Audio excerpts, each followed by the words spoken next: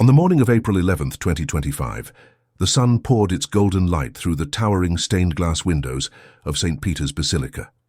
The air was thick with incense, the scent drifting in slow, curling patterns across the vast, open space. The faithful gathered in quiet expectation, hearts pounding, eyes lifted toward the central balcony. It was not an ordinary day in Vatican City. It was a day that would mark history, a moment that would echo far beyond the walls of the Basilica. Luis Antonio Tagle, a humble man born in the busy streets of Manila, stepped into the most powerful role in the Catholic Church. From that moment forward, he would be known as Pope Luis I. The world was watching. Cameras from every corner of the globe focused on that balcony.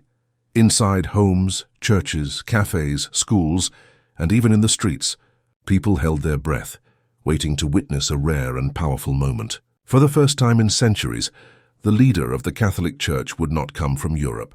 He would not wear the history of Rome in his voice. He would carry the rhythm of Asia, the strength of the Filipino people, and the gentle compassion that had marked his entire life. He was no stranger to the Church or to the global stage, yet this day felt different. It was heavy with meaning. It was history in motion. Luis Tagle's rise through the Church was marked not by ambition, but by service. He had walked the streets of Manila as a priest, comforting the poor, offering prayers to the sick, and sitting down with those who simply needed someone to listen. He was not a man of wealth or grandeur, but of quiet strength and humility. Over the years, his sincerity, his warmth, and his dedication to faith had touched millions. As Archbishop of Manila and later as Cardinal, he became known not just for his deep knowledge of theology, but for his ability to connect with people, ordinary people, struggling people, forgotten people. Now that same man stood before the world draped in papal robes, the weight of tradition on his shoulders, and yet his smile remained soft and kind. As the chants of ancient hymns echoed through the basilica, Pope Luis I did not appear overwhelmed. He stood firm, dignified, and calm, his hands gently folded in front of him, his eyes scanning the sea of faces before him, and beyond that reaching into the hearts of those watching from far away. This moment was more than a personal journey. It was a movement, a shift in the very foundation of the Church. For too long, leadership had been confined to a narrow path, shaped by tradition and geography. But on that day, April 11th, the story of the Church took a new direction. The Church was no longer centered in the familiar corners of Europe. It had opened its arms wider. It had embraced its true identity as a global family. The election of Pope Luis I spoke volumes. It was a message of inclusion, of change, of a future not bound by the past.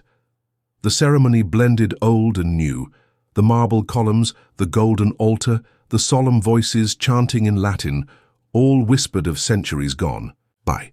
But the flashing lights of media cameras, the online streams, the headlines being written in real time, they reminded everyone that this was a new chapter. And at the center of it all stood Pope Luis I, bridging two worlds, the sacred and the modern, the old and the yet to come. The people who had followed his journey from the streets of Manila felt an overwhelming pride. For them, this was not just a religious victory. It was a celebration of identity. It was proof that faith, compassion, and commitment can rise from the humblest of beginnings to touch the highest levels of leadership.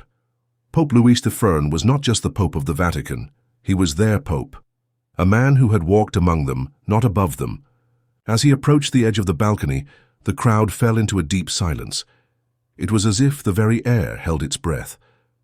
Millions watched in silence, the kind of silence that speaks louder than any words. He looked out at the crowd, his expression calm but thoughtful. Then he began to speak. His voice was steady, his English clear and accented. Each word was chosen with care, carrying the weight of not only tradition, but of hope. He spoke of unity, of healing, of serving the poor and the forgotten. He spoke of a world torn by conflict, of a church called to bring peace, not division. His words touched on the need for compassion, for simplicity, for humility. Every sentence seemed to land gently yet deeply, like seeds planted in the hearts of those who listened. And then, towards the end of his speech, something changed. He paused. It was not the kind of pause that came from searching for words. It was a deliberate moment of silence. His eyes moved slowly across the crowd. It was as if he was trying to make sure every soul present was truly listening. Then he said something that would spark endless debate and reflection. "A new covenant rises," he said. Just 4 words. But they struck like lightning. The phrase echoed across the square. It was carried by the breeze into the ears of those gathered. It slipped through the cameras and microphones into homes and churches and classrooms. It left people wondering, what did he mean, the new covenant? What was this covenant? What did it mean to rise? What path was he referring to? These questions stirred in the minds of the faithful. Theologians immediately began to search ancient texts. Scholars and priests pored over scriptures and past papal speeches.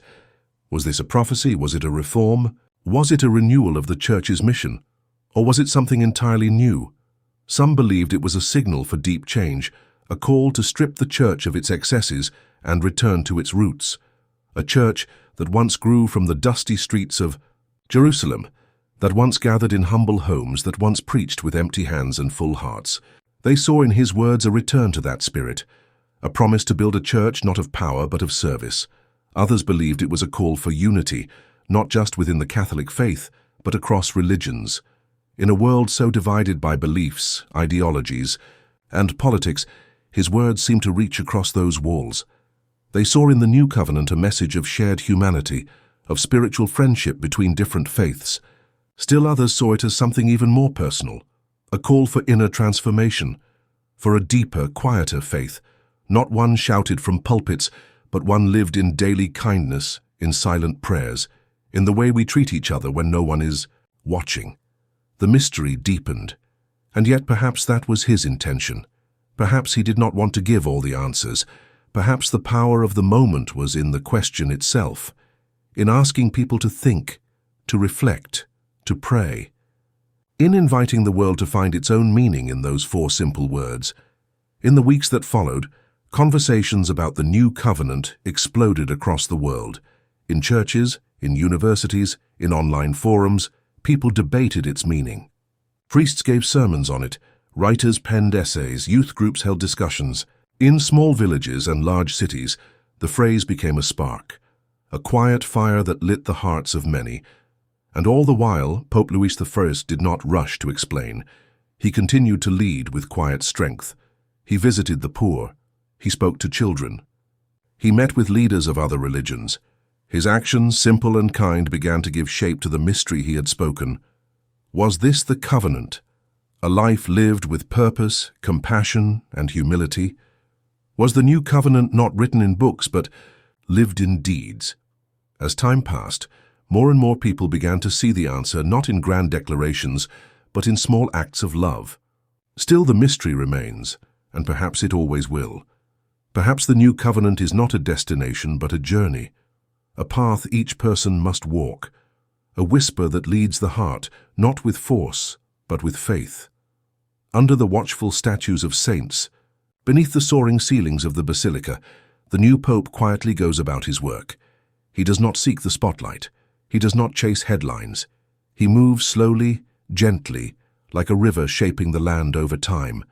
And with each step, he carries the hopes of millions, those who have long felt unheard, those who have waited for change, those who look not to power but to love. The image of that day, April 11th, will stay with us for a long time. The golden light